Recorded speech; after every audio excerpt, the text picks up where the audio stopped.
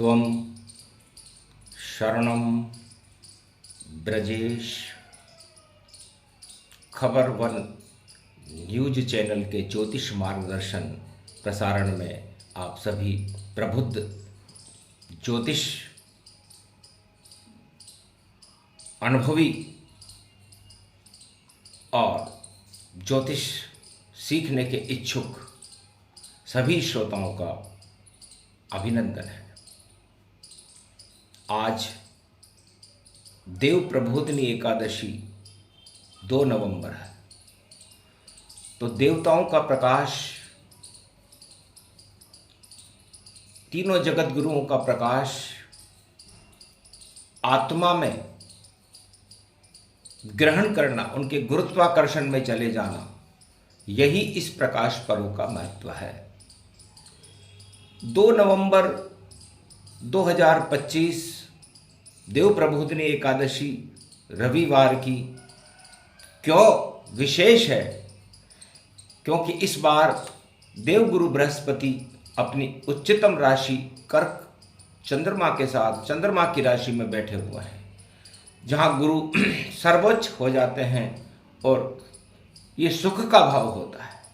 तो सारे सुख देने गुरु और देखो कलयुग आए, केवल नवंबर मास तक और उच्च गति प्रगटाए। तो उच्च हैं और गुरु हमारे 900 कोटा और 72 नाड़ी हमारे शरीर में होती है। 900 का मतलब होता है 9 दुर्गाओं की कृपा, माँ की कृपा, जो गर्भ में 9 महीने तक बच्चे को पालती है। वो 900 कोटा वहाँ भ्रमण करता है। वो जीव गुरु को ही कहते हैं। और 72 नाड़ियाँ हमारे शरीर में होती है, इनका योग भी 9 ही आता है।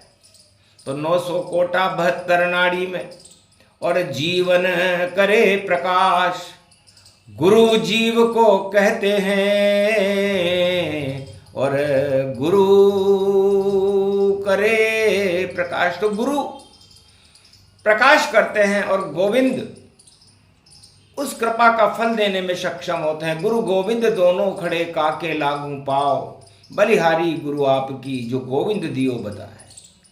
तो गोविंद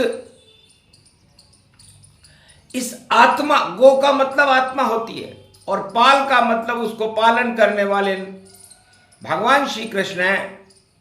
और श्री कृष्ण जगत गुरु हैं, हमारी आत्मा के भी गुरु हैं। और ये देव गुरु बृहस्पति कर्क राशि में आकर के जब आपकी इस जन्म कुंडली से संबंध बनाते हैं, तो हर मनुष्य की जन्म कुंडली उसके जीवन का प्रकाश है और उसमें कुछ अंधकार भी है।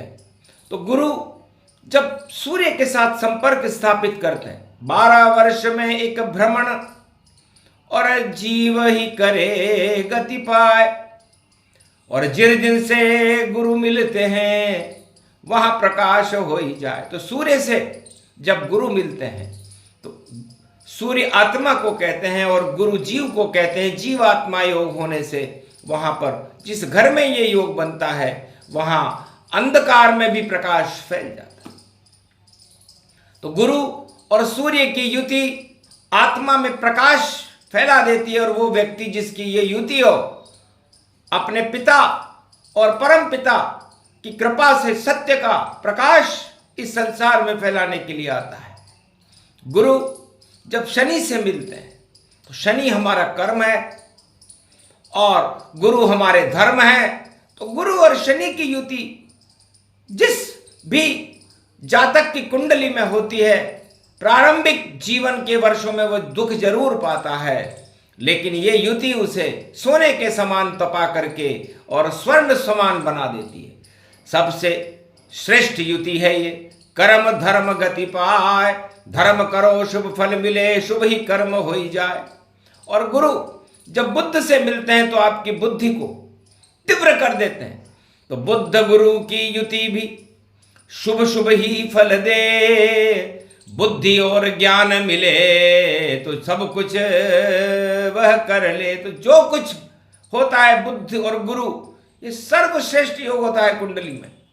जिस भी जातक के कुंडली में गुरु और बुध का संबंध हो वो कई तरह की विद्याओं को जानने वाला होता है। और गुरु शुक्र दोनों मिले, दोनों गुरु कहाय, एक देव गुरु बृहस्पति एक शुक्र है। भाई शुक्राचार्य है, दानव गुरु है, तो वो आपको भोगने की क्षमताएं देते हैं, आपको ऐश्वर्य प्राप्त करने की क्षमताएं देते हैं और राजतुल्य राजपद दिला देते हैं। तो गुरु शुक्र, गुरु बुध, गुरु शनि, गुरु सूर्य, इनसे जब जब गुरु मिले तो मंगल मूर्ति होए। तो मंगल को देने वाले हैं ये। और जब गुरु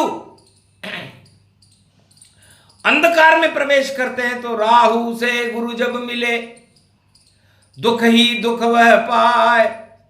और गुरु कुंडली जिसके योग हो सदा दुखी हो जाए, तो रोगी रहता है वो व्यक्ति और झूठ बोलने में माहिर होता है। गुरु केतु जब जब मिले साधु रूप समान, जंगल में जाकर करे तभी मिले उसे भगवान। तपस्या करने के बाद गुरु केतु को एक साधारण जिंदगी जीता है, लेकिन तपस्या के बल पे भगवान को प्राप्त कर लेता है।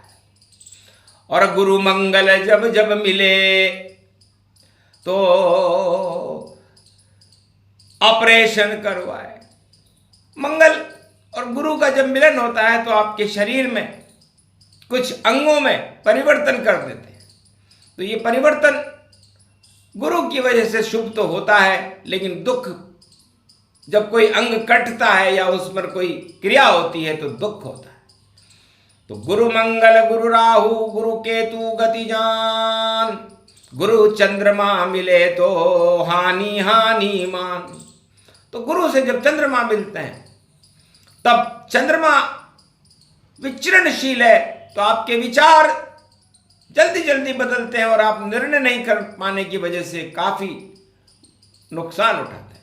तो गुरु पर्व है ये, प्रकाश पर्व है ये, देव प्रबोधनी एकादशी है और सबसे बड़े देवता आपकी कुंडली में गुरु है।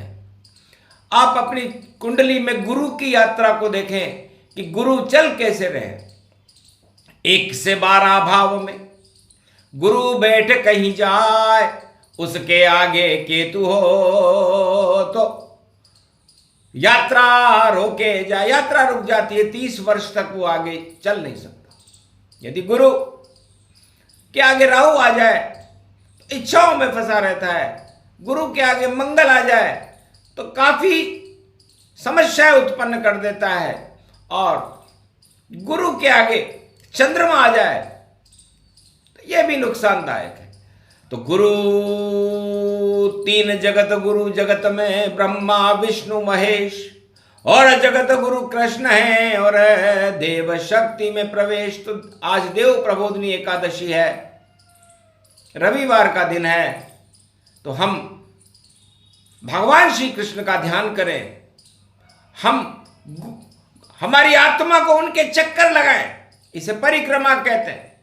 आज 33 करोड़ देवता भारत भूमि में सबसे पहले जागृत होकर के भगवान कृष्ण और राधा और गोवर्धन नाथ जी के चक्कर लगाते हैं। तुलसी विवाह बरात बने देवता, और विष्णु करे विवाह, शालिग्राम बन जाते विष्णु और तुलसी संग विवाह। तो देवता बराती बनते हैं, भगवान विष्णु दूल्हा बनते हैं और तुलसी दुल्हन बनती है। और ये दूल्हा दुल्हन का योग भी गुरु कृपा से आता है। जब गुरु शुक्र से मिल जाए उसी समय उस व्यक्ति का विवाह होता है। तो शुक्र चले तुला राशि में, गुरु उच्च गति जान, इस समय गुरु कर्क में है और शुक्र तुला में है। तो ये तुलसी विवाह का योग जो भारत में 2 नवंबर 2025 को पड़ा है, बहुत शुभ है। भारत में राम राज्य की स्थापना आने वाले समय में होगी और भारत राम राज्य के सपने को साकार कर देगा, क्योंकि गुरु और शुक्र मिलकर के, गुरु और सूर्य मिलकर के, गुरु और बुध मिलकर के, गुरु और शनि मिलकर के दैहिक देवी भौतिकता हटा देते हैं।